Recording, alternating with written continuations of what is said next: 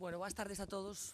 Primeiro, gracias ao Colexio por darnos a oportunidade, personalmente mesmo, de participar nesta xornada. Teño a sensación de que corren malos tempos para o xornalismo, pero probablemente é unha posición pesimista da vida que me acompaña prácticamente desde que nacín. Teño a sensación de que Edith Rodríguez, que vai ser a persoa que imos ter o placer de escoitar a continuación, vai ter a ocasión de confirmar se efectivamente corren malos tempos para o xornalismo en España ou non. Para os que temos un concepto casi existencial do que este oficio, do que é o xornalismo, para os que creemos que ser xornalista é unha forma de entender o mundo, Reporteros Sen Fronteiras sempre foi un referente de orgullo, digamos, de unha especie de guía, de protector, de vixiante que estaba pendente do que estaba pasando cos nosos colegas ali por o mundo. Parecía que os problemas cos reporteiros e cos xornalistas acontecían fora das nosas fronteiras, pero teño a sensación de que os problemas tamén están aquí.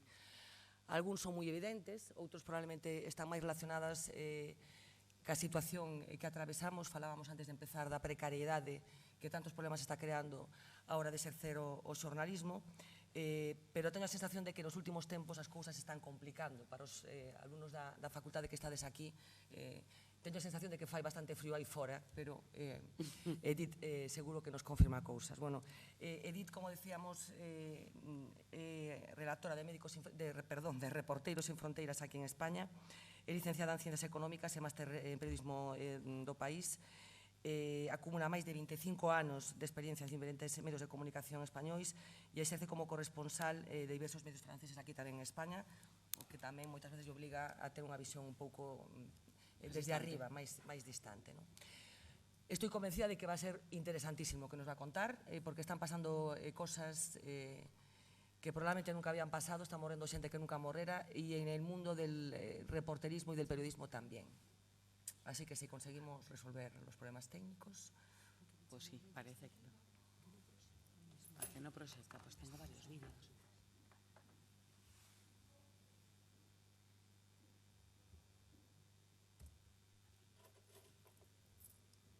¿Estamos? F5. No, xa estaba.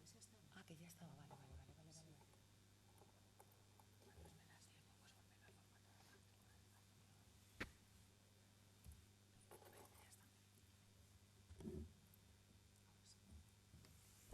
Buenas tardes. Enhorabuena haber llegado hasta aquí. Ha sido una jornada intensa. Yo me preguntaba, os estaba escuchando a todos, me he perdido lo de la mañana y decía, pero ¿qué les voy a contar que ya no hayan dicho? Pues sí, hay cosas que contar que todavía nos han contado. Gracias, Fernanda, por la introducción. Me gustaría, a todo el mundo le suena Reporteros Sin Fronteras, me alegra de que siga siendo un referente, es algo que la verdad que nos enorgullece, pero me gustaría dar un semblante muy rápido de lo que hacemos. Primero, para que lo sepáis. Segundo, porque está muy relacionado con la defensa del buen periodismo, que creo que está en el origen y tal vez en la solución de todo lo que hemos estado hablando a lo largo del día. Y tercero, muy importante, para que os hagáis socios. Porque los periodistas, esto popea un poco, porque los periodistas somos, como sabéis, finísimos a la hora de pedir ayuda, amparo, hacer diagnósticos, pero luego a la hora de retratarse, para que organizaciones como la nuestra no nos defiendan solo aquí. Ya veréis que se relativiza bastante España cuando se habla del mundo y del estado de la libertad de prensa en el mundo, pues a la hora de echar una mano para que lo que está pasando fuera no acabe pasando aquí, que hay signos de contagio bastante peligrosos. Así que permitidme primero... ¿Se ven? Sí. Que os dé 3 pinceladas sobre la organización. Denunciamos la censura, documentamos agresiones a periodistas y medios, señalamos a los enemigos de la libertad de información, vigilamos los cambios legales, todas estas legislaciones restrictivas que se producen antes fuera de Europa, ahora en democracias occidentales, promovemos la seguridad de los periodistas en zonas en conflicto mediante la formación y mecanismos de protección. Os invito, le comentaba antes a Fernanda, a descargar nuestro manual de protección para periodistas, así veréis cómo es gratuito, se cubren las zonas en conflicto y cómo ahora estamos empezando a recomendarlo, lo cual es muy sintomático de lo que estamos viviendo para la cobertura de manifestaciones. No fuera, no en Siria, no en México con el narco, sino aquí en España, y también en otros países de Europa como en Francia, ¿no? Defendemos y apoyamos directamente a periodistas en dificultades, en el exilio, agredidos, amenazados, procesados con juicios injustos sin ninguna garantía y, sobre todo, encarcelados. Quiero hacer hincapié en la cárcel porque quizá es una de nuestras misiones más nobles, al menos de la que yo me siento más orgullosa, porque de verdad no puedo expresaros con palabras y por eso debéis ayudarnos lo que se siente después de estar peleando años y años y años para que un periodista encarcelado en agujeros infectos del mundo pues no se le olvide. No se le olvide, mantener viva su memoria, hacer todo tipo de acciones de reivindicación para mantenerlo vivo en el recuerdo, que su legado quede, y no sabéis lo que se siente cuando gracias a ese granito de arena queda en libertad, como nos ha pasado este año con el fotoperiodista egipcio Shaukan, y de pronto oye su voz en un WhatsApp y de verdad sigo emocionándome cuando lo cuento aquí, y hace ya 10 años que estoy trabajando para la organización. Y bueno, nos movilizamos, actuamos. Este año hemos enviado una delegación inédita a Arabia Saudí para in situ intentar hacer presión y evidenciar a este gobierno atroz y medieval con el que comerciamos y con el que tratamos a todos los niveles, desde la jefatura del Estado hasta las empresas, sin ningún empacho, pero que está con periodistas en prisión a los que inflige azotes y penas descomunales. Tenemos la sede central en París. Mi trabajo, para que lo entendáis un poco, que es el de relatora, que es una palabra un poco fea, pero entre otras cosas me dedico a analizar, a tomar el pulso y a monitorizar la situación de la libertad de prensa en España y a reportarla de la forma más aséptica posible, que es curiosamente lo que ya empieza a parecerse al periodismo que alguna vez hicimos, sin ningún tipo de sesgo, de una forma bastante lo más aséptica posible y sin influencia a nuestra sede central. Emitimos informes, comunicados, creo que son más de 2000 en 7 idiomas a lo largo de cada año, pues para hacer presión y para defender la causa de la libertad de prensa en el mundo. Tenemos 2 hitos informativos anuales, uno muy en breve, dentro de 15 días, el 17 de diciembre se presenta en Madrid, que es la presentación de nuestro balance anual, que es este que sale por todos los medios de comunicación, donde hablamos de los periodistas asesinados, de los periodistas secuestrados y de los periodistas encarcelados, algunos en las prisiones más grandes del mundo, que son China, Arabia Saudí, Egipto, Turquía, Siria, por supuesto, y recordamos las cifras del año pasado, aunque están al caer las nuevas.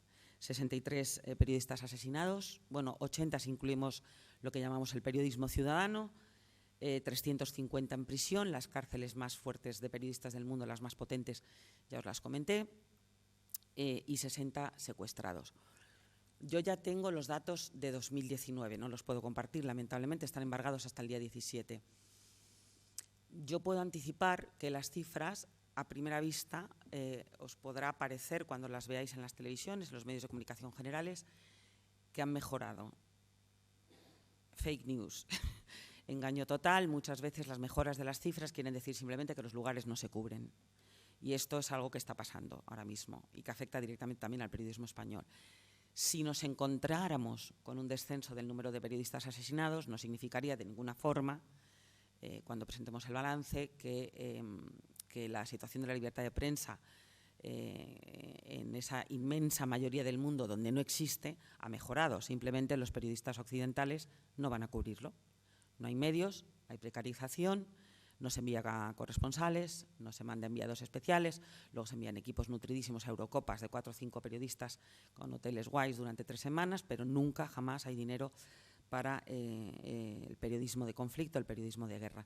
Por tanto, si observáis una mejora cuando publiquemos las cifras del balance anual en breve, no digo que sea así, pero es probable, pues nunca lo atribuyáis a que la situación ha mejorado, sino a que hay menos periodismo y la víctima, en cualquier caso, es el periodismo. Hacemos cosas, esto va a ser un alegato en defensa del buen periodismo para combatir todo esto que nos está pasando, y hacemos cosas que me gustaría que vierais, sobre todo a estas horas para animar un poco el cotarro. And now it's time, folks, to have a parade.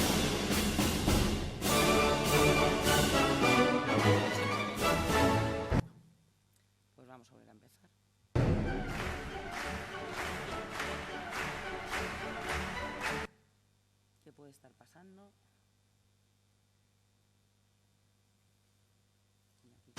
now it's time, folks, to... Perdonadme, vamos a hacerlo a la vieja usanza. And now it's time, folks, to have a parade.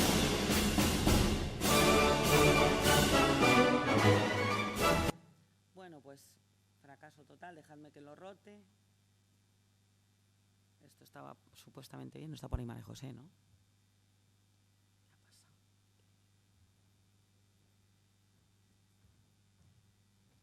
Ahora parece, ¿no?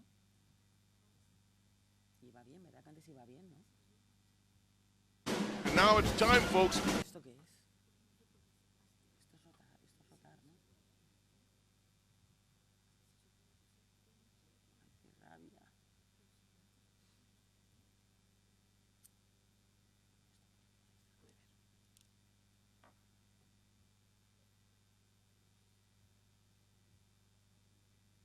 Nada, ¿no? No hay manera. Vamos a probar con otro.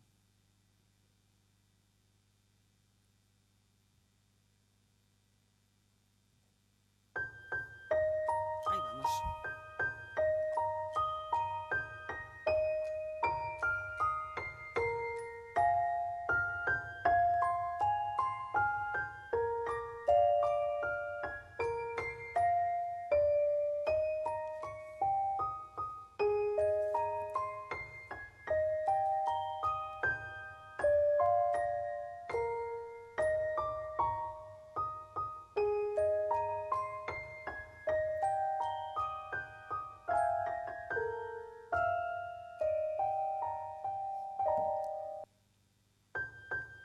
Ya, quieto.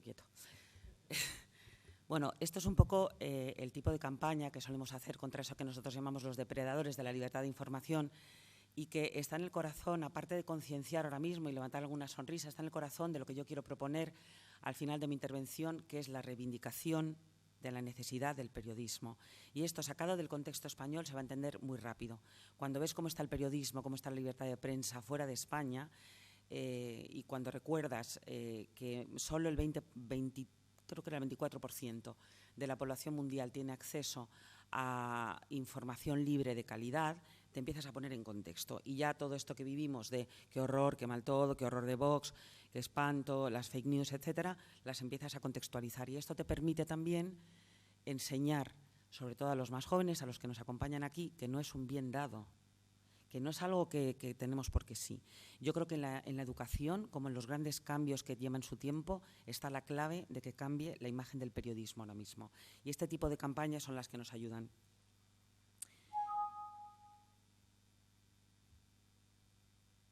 Bien, cuando me propusieron intervenir hoy aquí, me pidieron que hiciera una especie como de repaso, y lo voy a hacer lo más rápido y ameno posible, a la situación de la libertad de prensa en España.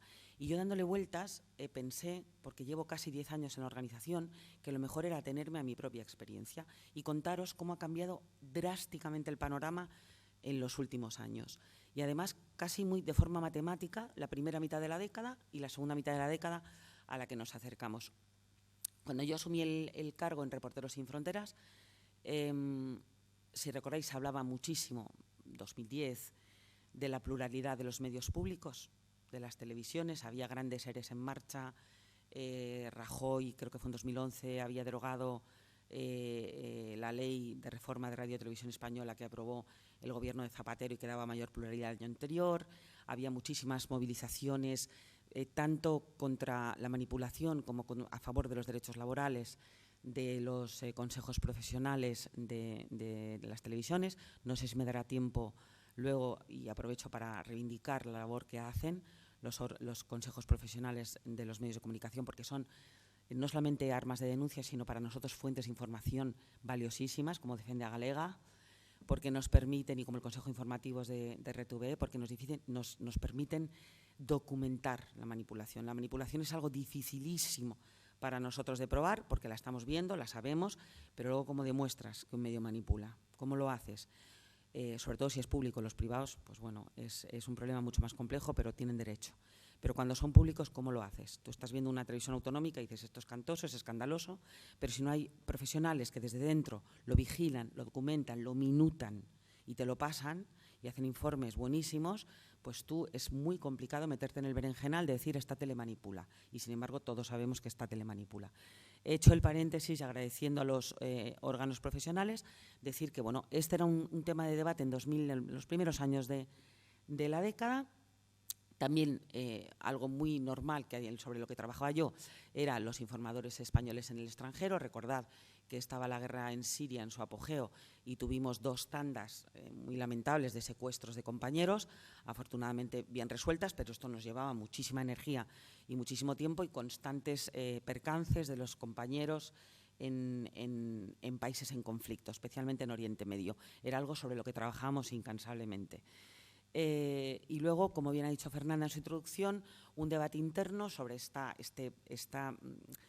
forma en la que fueron diezmados los medios de comunicación españoles, con EREs masivos, con cambios de modelo de negocio, etcétera, con miles de periodistas en la calle y con una precarización sin precedentes que ha creado una especie de industria de destajo de freelances y bueno, que nos obligó a plantearnos el debate de si nosotros lo tratábamos o no, porque no somos una asociación profesional que trate temas laborales, no somos una organización gremial, pero al fin y al cabo decidimos que sí, de involucrarnos a fondo, porque es un ataque a la libertad de prensa clarísimo. Los periodistas precarios, que están precarios en sus medios de comunicación, no hablemos ya de los freelance, se autocensuran más, se les defiende menos. Si les cae una multa de la ley Mordaza no les defiende ni el tato, no tienen un medio ni un abogado que les ampare. Por tanto, la precarización económica es un ataque clarísimo a la libertad de prensa. Y esto era un poco el panorama que se configuraba en los 5 primeros años de la década y sobre el que se nos repetía un poco. Estos eran los temas que estaban ahí. Si hoy recordáis alguno, me lo decís, pero yo creo que más o menos esto era sobre lo que yo trabajaba. España, en nuestro segundo hito informativo bueno, por el que aparecemos casi siempre a lo largo del año, que solemos publicar en abril, que es el ranking, la clasificación mundial de la libertad de prensa, que lo que hacemos es, mediante una red de 150 corresponsales, yo sería la delegada aquí en España de RSF Internacional, y mediante una metodología bastante compleja, se establece un ranking de salud, de calidad de la libertad de prensa, y lo publicamos en abril, y durante todo ese tiempo, ahora se mantiene ahí, España estaba en los 30 mejores puestos, casi siempre, del ranking mundial. ¿Qué pasó en los años posteriores? Un cambio de paradigma brutal. En los 5 años, no hemos llegado al 2020, pero estamos a punto. En los 5 años posteriores, al calor y al rebufo de la crisis económica, del 15M, de los indignados, se aprueban no solo en España, aquí se aprueba la ley Mordaza, pero no solo aquí, sino que en general se aprueban leyes restrictivas en toda Europa. Recuerdo que Francia, al calor de los atentados yihadistas, impuso el estado de excepción más de un año y eso daba pábulo a cualquier cosa. También en Gran Bretaña, en Alemania. Empiezan a circular las imputaciones por revelación de secretos, que recuerdo que se mantienen, que mañana, de hecho, están llamados a declarar 8 compañeros de 8 medios de comunicación directamente por un juez, contra el criterio de la Fiscalía, por la revelación supuesta revelación de los secretos del caso de los CDRs. Nosotros recordamos siempre que los secretos, que los sumarios son custodia de la Administración de Justicia, no de los medios de comunicación. Y vamos al meollo, que es donde yo quiero llegar, porque al fin y al cabo hemos hablado todo el día de esto. Toda esa especie de ola al calor de la preelección de Donald Trump, de todo el proceso electoral, del anuncio del Brexit, en España también del Brussés, que son simplemente distintas vías, ni mejores ni peores, de canalización de fenómenos muy parecidos, se acaba instalando un discurso del odio al periodista que hoy permanece y que además se ha agravado considerablemente no solo en España, sino en otros países de Europa. Hemos pasado, y lo vamos a ver ahora, de la amenaza, del odio, de la rabia, al acto. Y esto es un proceso que se ha dado, por ejemplo, en Francia, lo habréis visto con los gilets jaunes, con los chalecos amarillos, donde de gritarte aquí, insultarte, increparte, que los directos sean cada vez más difíciles, pues hemos pasado directamente a que te peguen un guantazo. Esto es gravísimo. Esto es gravísimo. Como os decía antes, nosotros nunca nos habíamos confrontado a tener que dar instrucciones de comportamientos y de seguridad bélicos en democracias occidentales, y ahora mismo lo estamos haciendo, sin dramatizar, pero cómo identificarte, cómo no identificarte, cómo qué hacer con los micros, si llevar chaleco, si no llevar chaleco, usar casco. En Francia hay periodistas con escolta. en Italia, como me imagino que esta mañana os lo ha comentado Paolo, pero también 20 periodistas tienen seguridad constantemente. Por tanto, relativizar esto, no deberíamos caer en ese error. No es algo que nos preocupa, sobre todo porque estábamos acostumbrados a la violencia policial, que es muy lamentable, porque además es quien tiene el monopolio del poder, pero lo que no estábamos acostumbrados era la violencia cívica. La población civil escupiendo, echando latas o zarandeando, llamando puta a periodistas. Y además, población civil que nos rompen los esquemas. Porque los que tenemos prejuicios todavía de que no, es que la violencia siempre está más de un bando o de otro, pues es mentira. O sea, los taraos, de verdad, perdonadme que os lo diga, pero están por todas partes. Y esto quizá deberíamos ir aprendiéndolo. Paso un poco rápido para no entreteneros. Nosotros ya teníamos señales de que esto iba siendo así. Es decir, en Europa nos llevaban un poquito la delantera. Para nosotros el tema de los chalecos amarillos en Francia fue de gran inspiración. El tema de la polarización política en España se nos ha llamado la atención internacionalmente, es decir, se nos ha cuestionado el decir cómo los medios de comunicación españoles están recogiendo la polarización tremenda, porque además en el tema que nos ocupa aquí, yo creo que es el que más polémica genera en España, que es el del procés en Cataluña, realmente es una escenificación de la polarización porque es un debate absolutamente binario. Es que no hay matices, es sí o no, unos y otros. Quedan ahí 4 en medio, pero es muy potente como ejemplo porque del conmigo contra mí, porque es un tema realmente de resolución además binaria, ¿no? Nosotros tuvimos que hacer llamamientos a los medios de comunicación. Al principio empezamos haciendo llamamientos a los políticos, por favor, moderen el discurso, por favor, contrólense, y acabamos haciendo llamamientos a los medios. Y aquí es donde viene la autocrítica con la que querría terminar. No es habitual tener que llamar a los medios de comunicación y decir, oye, controlaos, por favor, porque estáis reflejando exactamente la misma conducta que los políticos y os estáis comportando como hooligans. Y esto fue algo que nos dolió hacer, pero que hubo que hacer. Como os decía, había señales en Europa. De Vox no me voy a entretener porque habéis hablado hasta la saciedad, pero bueno, Salvini abrió este melón, el melón que nos hemos encontrado aquí con Vox, los chalecos amarillos, 4 asesinatos en suelo de la Unión Europea por primera vez en décadas. Asesinaron a Daphne Caruana con un coche bomba en Malta, asesinaron a Jan Kuciak, un periodista eslovaco, a tiros en su casa, asesinaron a Jamal Khashoggi en el consulado de Estambul y asesinaron y violaron salvajemente a la periodista de investigación búlgara Victoria Marinova, y todo esto en el espacio de unos 5, 6, 7 meses. Todos eran periodistas de investigación. Porque una de las grandes conclusiones, yo creo que esto también estará en el balance que publicaremos en breve, una de las grandes conclusiones a las que estamos llegando es que los periodismos más en peligro ahora mismo en España, como en el resto de Europa, son los de manifestación, de los que estamos hablando, y los de investigación, especialmente contra tramas corruptas, crimen organizado, evasor fiscal, etcétera. Estos son los grandes targets ahora mismo de las amenazas físicas y de la violencia. Este odio que se ha gestado en años cuaja, como os decía, y nos encontramos y nos vemos obligados a hacer llamamientos a medios para evitar y frenar cosas como estas. ¡Escucha!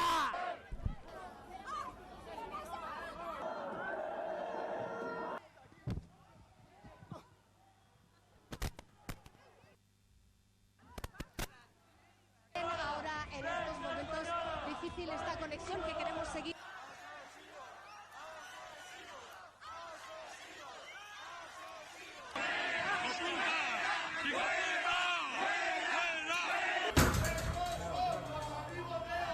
De cordón policial, como veis, los manifestantes se encuentran aquí fuera.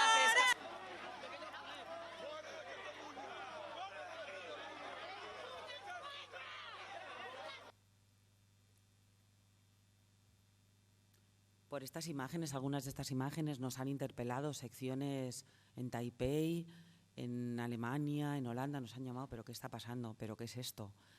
Y bueno, es a raíz de lo que os comentaba, que tuvimos que hacer llamamientos a los medios de comunicación, tanto de forma pública como de forma privada, para que intentaran rebajar la tensión, porque lo cierto es que cubrir ahora mismo en sitios como en Cataluña a pie de calle es complicadísimo.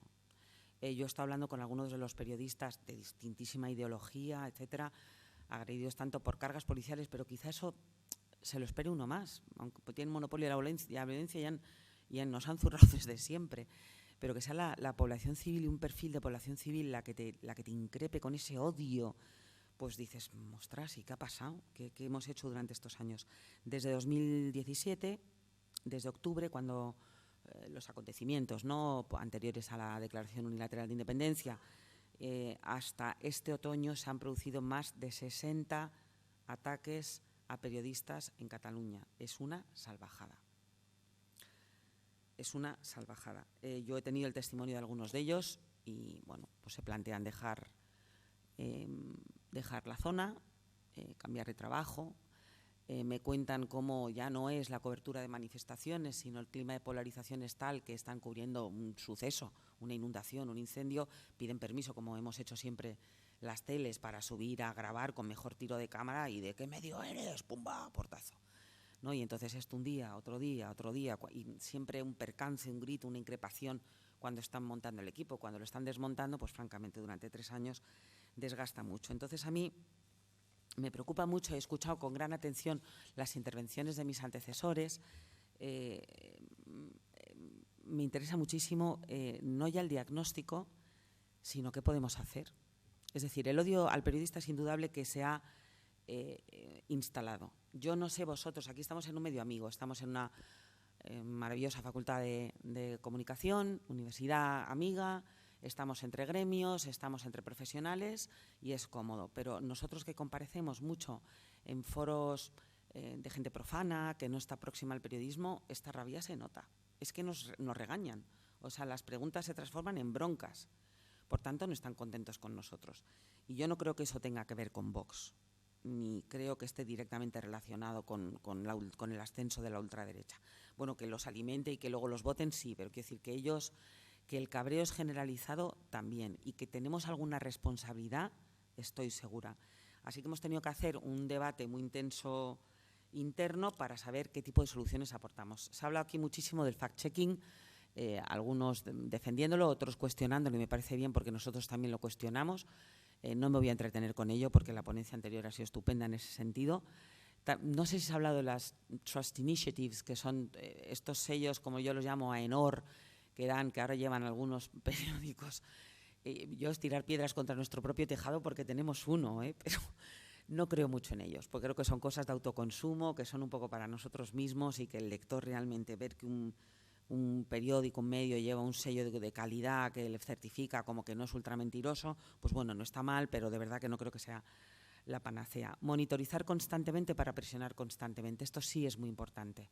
Esto es lo que hacemos nosotros. Me refería antes a las fuentes de los colegios profesionales, pues recabar constantemente, documentar cada agresión, recabarla, o sea, tener datos para poder presionar, porque si no tienes datos no presionas a los gobiernos. Oye, que tenemos un problemón con esto, ¿no?, a las administraciones. Y ahí voy con la madre del cordero. Implicar a las instituciones, gobiernos y organismos internacionales en la defensa del periodismo, de todo. O sea, defendemos todo el periodismo o defendemos el buen periodismo. Porque cuando hablamos de cordones sanitarios, de aislar a Vox, de si hablar de ellos, no, el extremismo ha llegado al periodismo. Y de verdad que lo digo con la tranquilidad y la comodidad de no tener, de verdad, afortunadamente ahora mismo, que ser partícipe del juliganismo que preside algunos medios de comunicación, pero lo hay. Hay muy mal periodismo. Yo a veces digo que hay un periodismo, en ciertos medios hay un periodismo de mierda. Hay periodistas que no están a la altura y nos estamos callando. Y entonces, ¿cómo les vamos a pedir a los demás? ¿Cómo vamos a pedir a la población civil que lo que no hacemos nosotros lo hagan ellos? No, si nosotros no distinguimos, pues ellos tampoco. Claro, normal, si nos callamos, si sabemos perfectamente quién está haciendo mal periodismo, si va a las televisiones en prime time y les dan micrófonos y no decimos ni mu, pero ¿cómo no nos van a tener manía? si no decimos nada. Entonces, ¿se trata de señalar al mal periodista y decir, esta publica mal? No, porque eso es un debate muy profundo que tenemos dentro de la organización. Esto supone que alimentar la bola del binario, de la polarización, del yo contra tú tienes razón y además es lo que están pidiendo. No, se trata de defender el buen periodismo y hacer ver que es un valor porque está totalmente deteriorado. Entonces, ¿cómo se hace esto? Pues es complicado. Nosotros creemos mucho en la educación. En este tipo de vídeos que os he enseñado, se nos ha torcido uno que era buenísimo, a ver si lo puedo recuperar, pero bueno.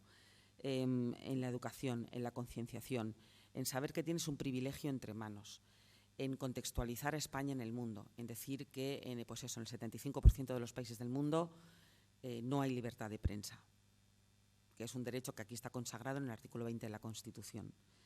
En Francia, con los chalecos amarillos, la cosa llegó a tal punto que ya sabéis que es un movimiento un poco amalgama, difícil de identificar, complejo, pero que utiliza formas muy parecidas a las que utilizan aquí también los que agreden a periodistas. Para parar la escalada, porque ya hubo televisiones, curiosamente eran las televisiones que hacían información 24 horas al día, con ese estrés, que ya sabéis a lo que me refiero, ¿no? Venga. ¿No? Ese tipo de televisiones en las que más odiaban en Francia y las que más odian aquí, que tienen hasta mote. Siempre van a por ellos. Luego, a lo mejor hay que replantearse de cómo se están contando las cosas. Ojo, por favor, que esto no es justificar que la pegan porque lleva la falda corta. Para mí las conductas, y no dudo en decirlo, de pegar un tortazo, de lanzar una lata a un periodista, son conductas fascistas. Las haga quien las haga. O sea, que no es una justificación, pero sí entender por qué nos odian tanto. Cuando hablaba de educación, en Francia lo que hicimos a raíz de los chalecos amarillos fue hacer varios experimentos sentando. Y con esto ya voy terminando. Sentando a periodistas con la población civil y con la mediación de los sindicatos. Y fueron experimentos magníficos, porque escuchamos lo que piensan mucho. Y os voy a leer, si me permitís, algunas de sus respuestas. Falta de neutralidad y de objetividad. Ausencia de diversidad y representatividad de la población civil. Razas, orígenes, aquí autonomías, etc. Tertulianos todólogos que cortan la palabra, van demasiado rápido y no profundizan. No se puede ser periodista de cualquier manera. Ha bajado mucho el nivel cultural y el manejo de la lengua. No hay quien los admire. Los temas tratados son demasiado centralistas y capitalinos. Seguro que lo entenderéis. Es imposible confiar en la objetividad porque en Twitter son sectarios. Miramos sus cuentas y no casa con lo que nos cuentan luego en la tele. Me tiene su lógica, la verdad, Yo reivindico totalmente el derecho del periodista a expresarse en Twitter de forma personal, pero lo que el periodista que se expresa en Twitter no puede controlar es que el que le lee le identifica al medio. Así que quizá ahí cabe otra reflexión. Tratan las noticias como si fuesen todas urgentes y vitales. Los programas informativos estresan y hacen noticia la no noticia. Sientan cátedra sobre temas que expertos desmienten en Twitter de un plumazo. Son supercorporativistas. Se les ve el plumero escandalosamente. Hacen gestos de aprobación o desaprobación y guiños al plató cuando transmiten sus crónicas. Parecen que cuenten con noticias totalmente diferentes y no asumen nunca sus errores. Esto fue lo que nos contaron ciudadanos en un diálogo después de una semana atroz de enfrentamiento entre chalecos amarillos y población civil, y algunos fueron escogidos entre los agresores. Entonces, educar en qué es buen periodismo, distinguirlo nosotros y formar desde casi las escuelas. Tenemos proyectos en escuelas donde explicamos lo que es la libertad de prensa porque no tienen ni idea. No saben lo que es, no saben que está en la Constitución, no la distinguen de la libertad de expresión, no saben qué es el libre ejercicio del periodismo. Por tanto, reivindicar el buen periodismo es una forma de acabar con el mal periodismo. Y bueno, aquí lo dejo. Pensaba acabar con el vídeo para pediros, por favor, que donéis, pero bueno, como era muy chulo, a lo mejor lo vuelvo a poner, ¿no? Pues ala.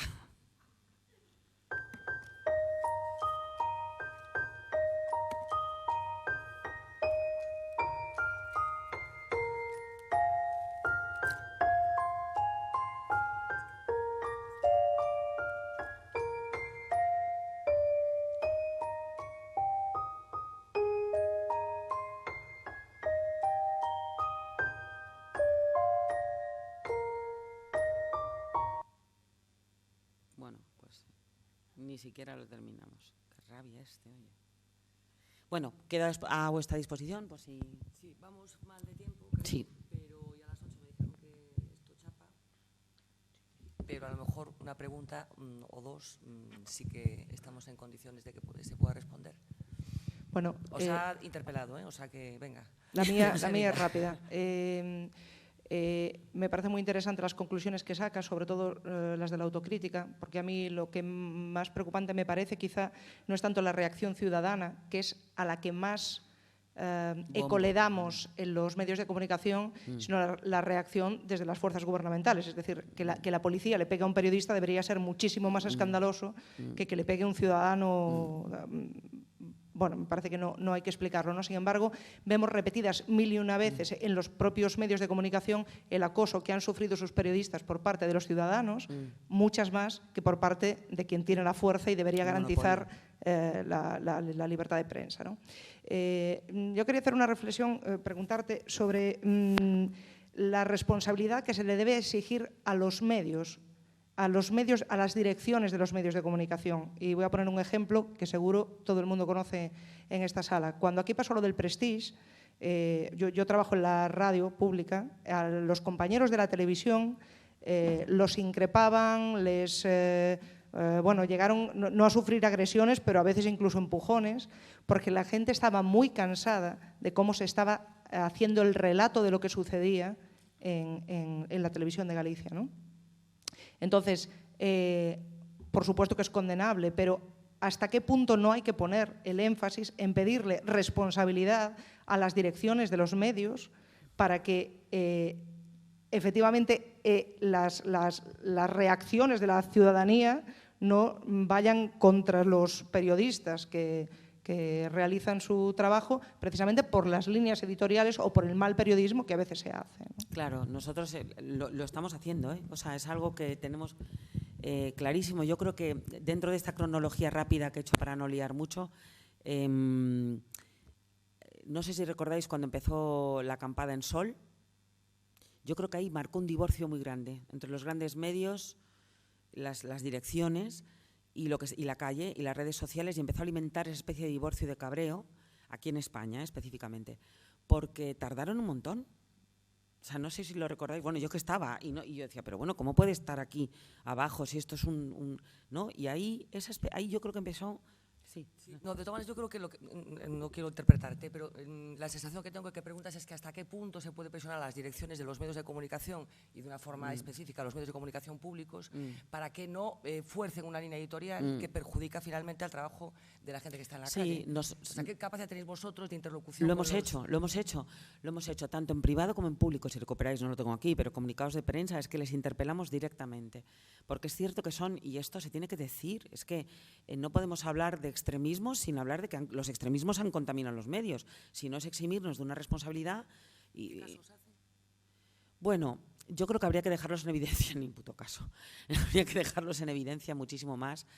Pero claro, ¿dónde los dejamos en evidencia? Y eso es parte de la pescadilla que se muerde la cola en los medios.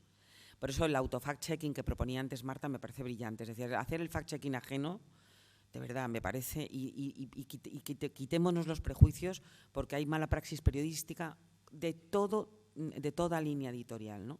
Pero nosotros lo hacemos, interpelar a los directores de medios de comunicación. Tenemos una iniciativa así un poco pomposa a nivel internacional que se llama Information and Democracy, que han firmado ya muchísimos presidentes de gobierno, premios Nobel, que se trata un poco de esto. O sea, lo estamos haciendo muy despacio, pero es incorporar a los gobiernos con el apoyo de las grandes corporaciones a un decálogo de mínimos. Porque yo sí estoy a favor de lo que decía antes Marta, de hacer una especie de gran coalición de los medios en pro de la calidad y de un mínimo código común deontológico. Porque ahora mismo no lo hay. Es que es una... Y hablamos, por cierto, los periodistas como si no fueran ciudadanos cabreados, ¿eh? Que los primeros que estamos bufando los unos contra los otros.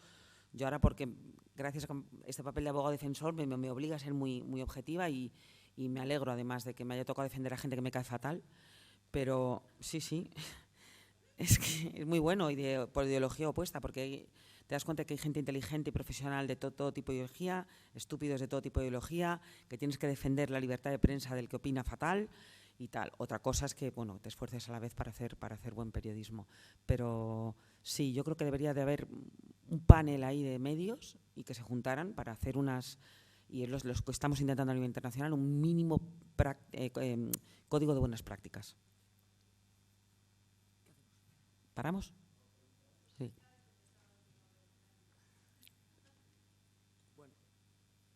¿Lo dejamos aquí? Vale. Gracias A todos.